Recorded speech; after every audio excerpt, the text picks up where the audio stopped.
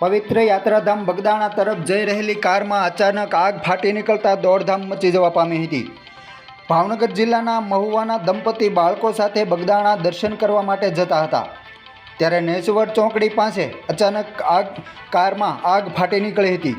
આગ લાગવાના બનાવમાં સદનસીબે કોઈ જાનહાનિ થવા પામી ન હતી, પરંતુ આગ લાગવાના બનાવની ફાયર ફાઇટરને જાણ કરવામાં આવતા ફાયર ફાઇટર કાફલો ઘટના સ્થળે પહોંચી અને આગને બુઝાવવા પ્રયત્નો હાથ ધરવામાં આવ્યા હતા। કારમાં આગ લાગવાના બનાવના પગલે આસપાસના વિસ્તારમાંથી મોટી સંખ્યામાં લોકોના ટોળે ટોળા ઘટના સ્થળે ઉમટ્યા હતા।